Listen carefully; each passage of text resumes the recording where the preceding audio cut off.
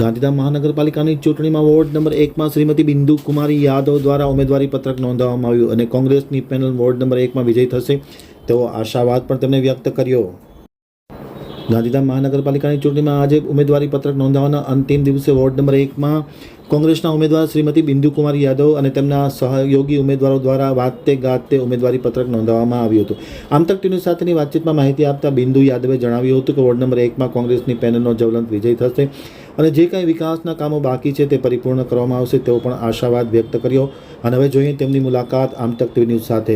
श्रीमती बिंदु Ajay Kumar Yadav, vote number एक एक एक वन वन वन और कौन सा पक्ष है? कांग्रेस पक्ष कांग्रेस पक्ष. जी ये महानगर पालिका की जो अभी इलेक्शन हो रहा है उसमें आप उम्मीदवार हो. जी. अगर आप कुछ छूट लिया जाए तो आपको आप क्या करेंगे गांधीधाम के लिए? आज 30 साल से बीजेपी की सरकार है गुजरात के अंदर.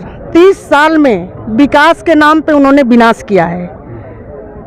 और मेघपर गांव आता है, मेघपर गांव में आज भी गटर का पानी के बहुत त्रास है. तो मेरा यह है कि अगर जनता हमको उस काबिल समझेगी और हमें वोट दे के बहुमत से जिताए तो जो 30 साल का वो रिकॉर्ड तोड़ के मैं दिखाऊंगी.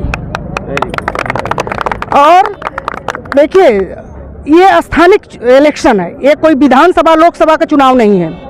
इस पे जनता को देखना चाहिए कि कौन कैंडिडेट हमको काम करेगा, काम करके हमको देगा. तो इसलिए हम अपने जनता की उम्मीद को लेकर के और हम चुनाव में खड़े उतरे हैं.